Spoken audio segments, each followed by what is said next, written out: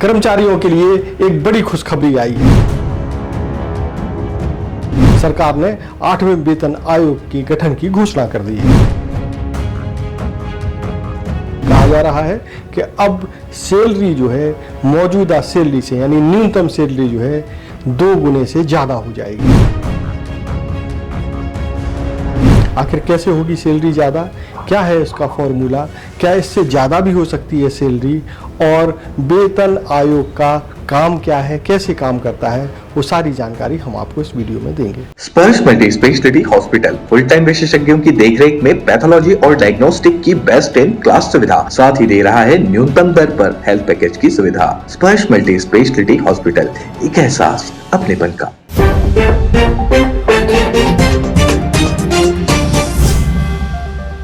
नमस्कार, मैं हूं मयंक चतुर्वेदी और आप देख रहे हैं तीरंदाज। केंद्रीय कर्मचारियों के लिए एक बहुत बड़ी खुशखबरी ये है कि 8वें वेतन आयोग को गठित करने की सरकार ने घोषणा कर दी है।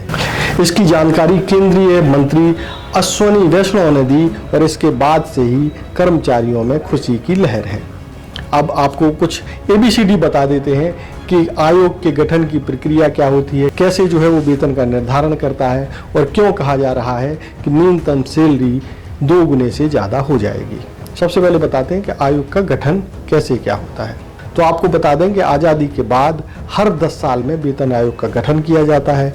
ये 8वां वेतन आयोग है जिसकी सिफारिशें 2027 से लागू हो जाएंगी।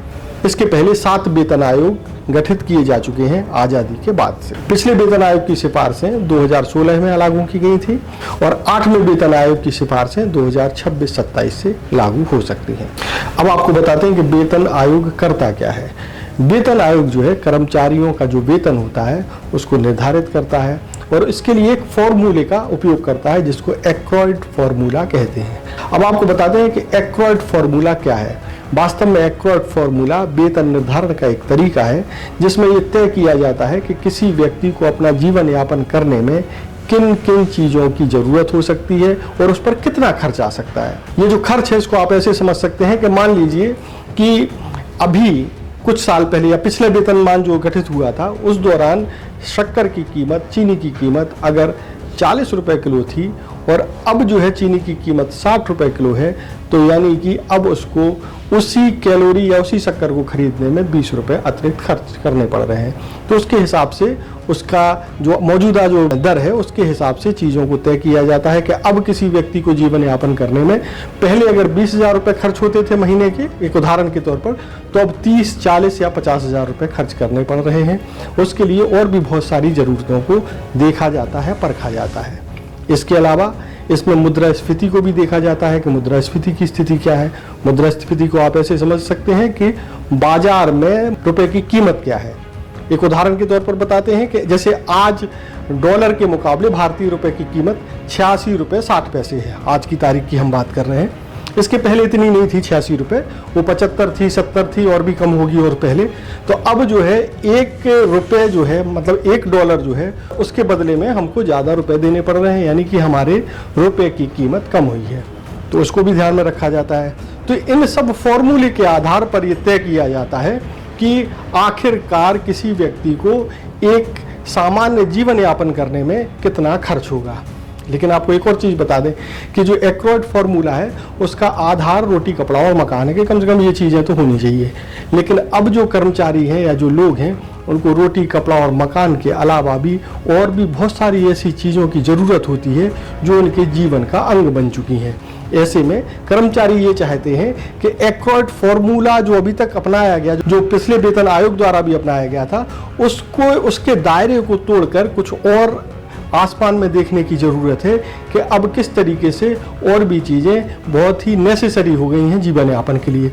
उदाहरण के तौर पर जो आप मोबाइल लिए रहते हैं उसमें डाटा भी तो लगता है और बिना डाटा के आप कितना रह सकते हैं आप अच्छे से समझ सकते हैं। तो कुछ चीज़ों को रोटी, कपड़ा और मकान के अतिरिक्त जो चीज़ें हैं जो जीवन का एक हिस्सा बन गई हैं, जिनके बगैर जीना या जीवन की कल्पना करना मुश्किल होता जा रहा है, उनको भी अब इस फॉर्मूले में शामिल किया जाए ताकि जो है खर्चा जो है जो अब आम आदमी का जो खर्चा है वो सही तरीके से उसका आकलन किया जा सके। तो कर्मचारी चाहते हैं कि इस परास को बढ़ाया जाए, मतलब एक्रॉयड फॉर्मूले से बाहर भी कुछ सोचा जाए।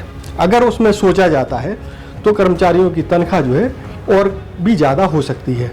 अब बात करते हैं कि ये जो कहा जा रहा है कि कर्मचारियों की तनख्वाह जो है 2 गुने से ज़्यादा हो जाएगी, तो उसका भी एक आधार है कि अगर हम एक्वर्ड फॉर्मूले के आधार पर चलते हैं तो आज जो मौजूदा न्यूनतम वेतन है जो 7वें वेतन आयोग ने तय किया था वो 18,000 रुपये था।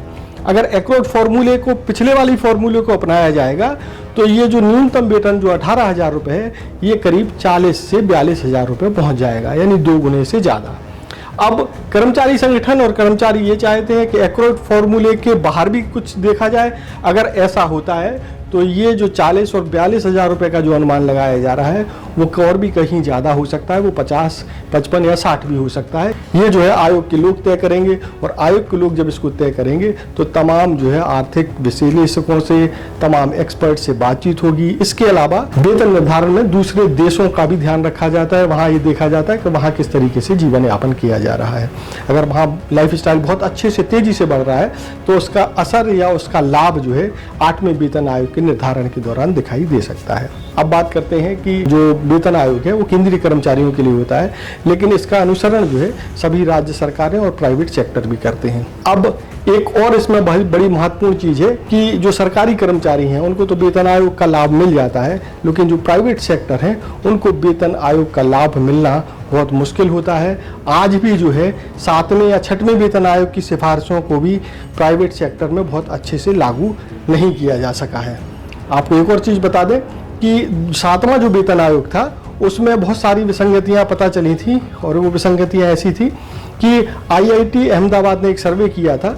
उसमें ये पाया गया था कि जो सरकारी सेक्टर है उसमें जो निचले तबके के कर्मचारी हैं, जैसे प्यून हुआ या ड्राइवर हुआ, उनकी स्थिति की प्राइवेट सेक्टर के उसी स्तर के कर्मचारियों से काफ़ी बेहतर है। उनका वेतन एक तरीके से 2 गुने तक है, यानी कि 18,000 जो न्यूनतम वेतन है, अगर किसी ड्राइवर को 18,000 रुपये मिल रहा है तो प्राइवेट सेक्टर में ये 9,000 या 10,000 या 8,000 तक ही सीमित था।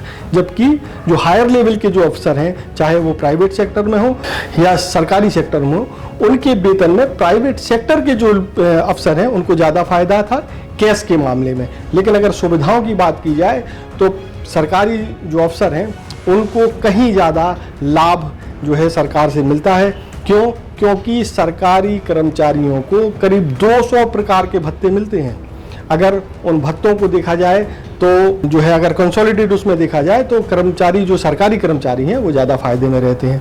इसको एक उदाहरण से और समझ सकते हैं कि मान लीजिए कि आपके ज़िले के कलेक्टर जो है जहाँ रहते हैं उनकी तनख्वाह 1.5 लाख 2 लाख के बीच में होगी, लेकिन उनको जो सुविधाएँ मिलती हैं, आप उनको जो बंगला मिलता है उसकी कीमत कई बार ऐसा हो सकता है आपके ज़िले में कि उसकी कीमत उनकी तनख्वाह से कहीं ज़्यादा हो, या किराया, या उनको जो कर्मचारी मिलते हैं, जो सपोर्टिंग स्टाफ मिलता है, ऑफिस स्टाफ मिलता है, जो घर में भी जो ऑफिस बनाते हैं उसमें भी जो स्टाफ मिलता है, या जो है ड्राइवर और गाड़ी मिलती है, ये सब चीज़ों को अगर कैलकुलेट किया जाए तो सरकारी नौकरी प्राइवेट की तुलना में कहीं बेहतर है, कहीं अच्छी है। हर 10 साल में तो इंक्रीमेंट होना ही होना है। प्राइवेट में ऐसी कोई व्यवस्था है नहीं। हाँ, सरकार कहती ज़रूर है कि प्राइवेट सेक्टर में नौकरियों में हम जो है वेतन आयोग को लागू कराएंगे, लेकिन ऐसा करा पाना बड़ा मुश्किल दिखाई देता है। तो कुल मिलाकर के जो है 8वें वेतन आयोग की घोषणा की जा चुकी है।